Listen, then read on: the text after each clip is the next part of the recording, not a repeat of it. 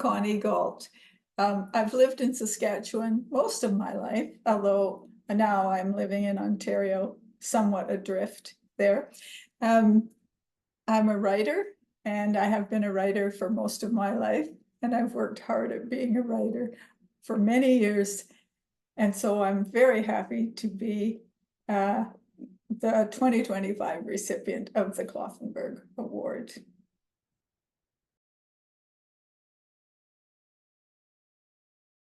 When I first heard that I had won the award, I was astonished. I didn't know that I was nominated. And I was and am very happy about winning the award. Any recognition is an affirmation. And this one in particular is important to me.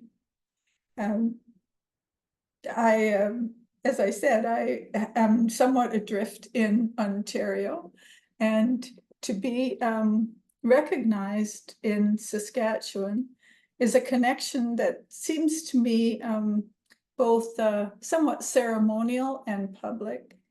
And that connection is one that I really value. I'm really grateful to the Cheryl and Henry Kloppenburg Foundation for funding this award. It's a prestigious award because of their funding. And I'm grateful to the Writers Guild for administering it, to my nominator for nominating me, and to the jury for their deliberations.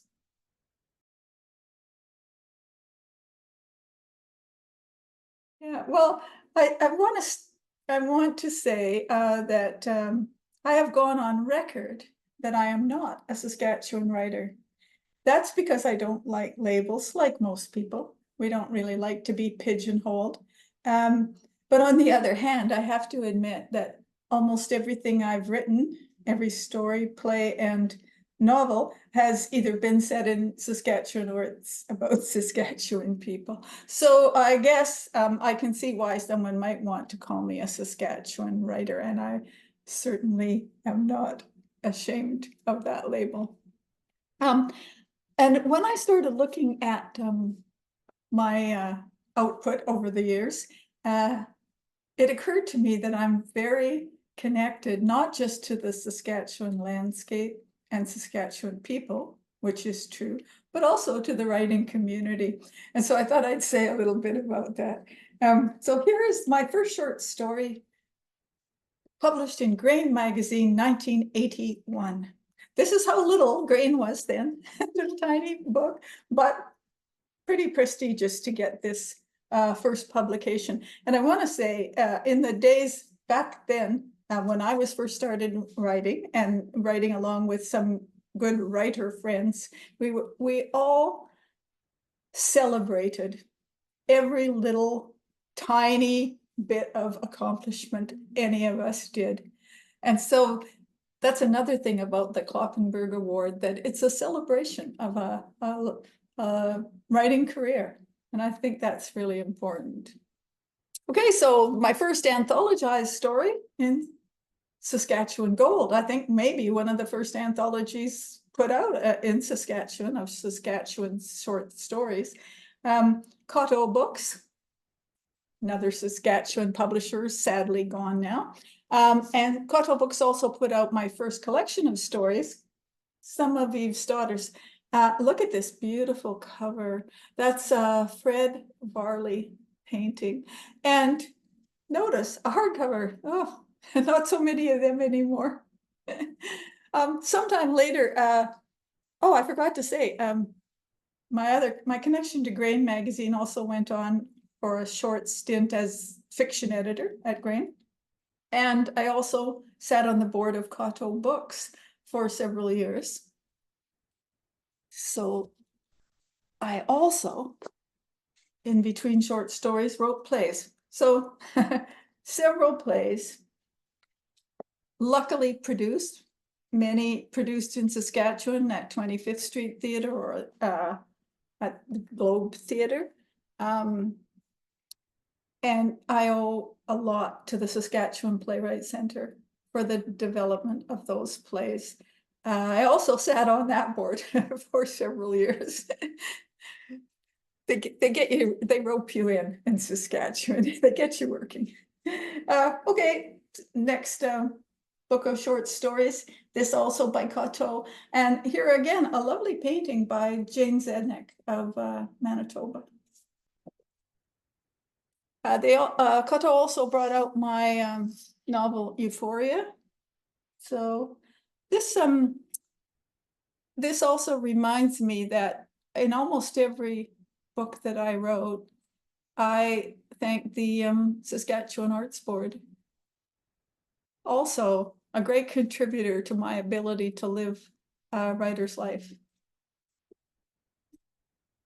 In 2015, I got a lovely publication from McClellan and Stewart. That's a beauty. And one of the big thrills of having a beauty, having to do the promotion, was that the Saskatchewan Writers Guild launched this book at their fall conference, which I thought was just, well, that was just great. So my latest book, the published book, is the Rasmussen Papers. This was a really great connection, again, to Saskatchewan for me, because put out by Thistledown Press. And edited by Elizabeth Phillips. And I want to say something about editors because, oh my God, the generosity of editors is just amazing to me. And I had such illustrious editors, David Carpenter, Bonnie Bernard, Greg Hollingshead, Ellen Seligman, and now Elizabeth Phillips. So I have a new novel coming out with Thistledown in the spring. So I'm really happy about that. Once again, edited by Liz Phillips.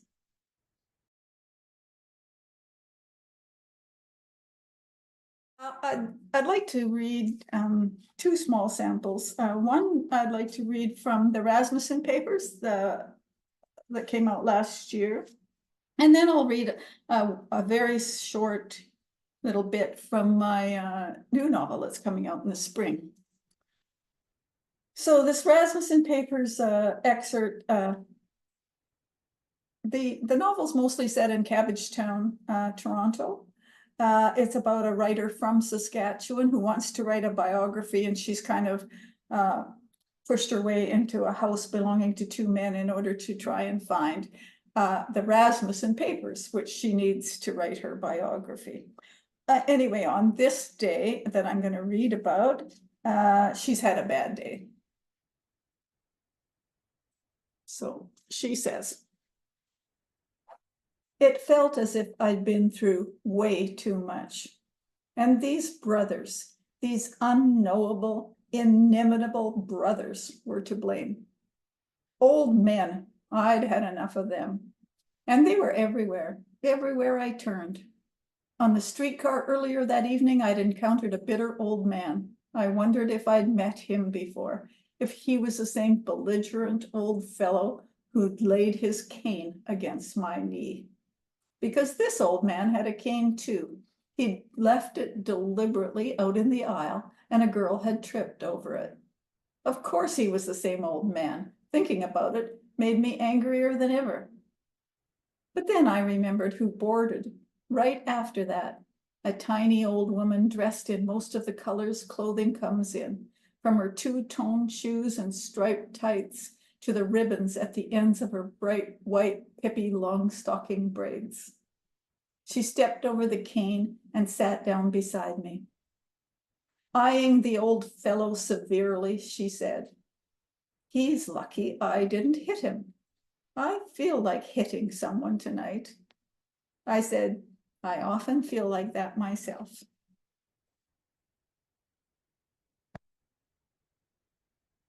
And now for something completely different.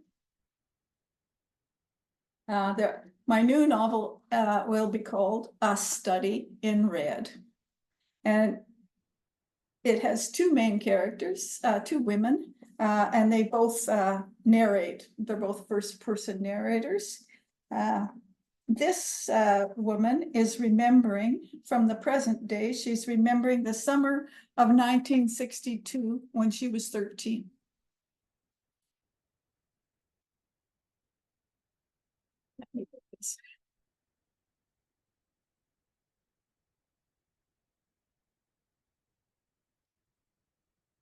I felt myself walking through alternating warmth and coolness, the tall trunks of trees either side of me, the canopy above tinting everything green. I smelled the spicy smell of mingled growth and decay. A shaft of sunlight ahead showed the opening to the pool. This was another arrival, a different day. Standing at the end of the path, I watched the girls and women around the pool and noticed the averted face of the caretaker. No one liked him. Why? He was necessary, but in our way. That had become clear to me after a few days at Hattie's place. At first, he and his wife had seemed unobtrusive, and the wife remained that way. She was the kind of person, if she turned sideways, she'd all but disappear. But the caretaker had a habit of showing up when he wasn't expected, plowing in where he wasn't wanted. Hattie didn't like it when he came to the pool. He was older than anyone else who was there that summer, and he was male. I figured that's why he spoke when he should have known no one wanted to hear. No one was speaking this time, but eyebrows were raised. The women had deliberately stopped talking. Something untoward had been said. Untoward, inappropriate. He'd been inappropriate. What did Penny think about it? I try to peer through time. I look and look, but I can't see her face. I can remember her steady gray eyes, the straight eyebrows, the almost perfect teen magazine features, but I can't see her. It feels as if she dissolves when I look for her, like mist that's here and then gone.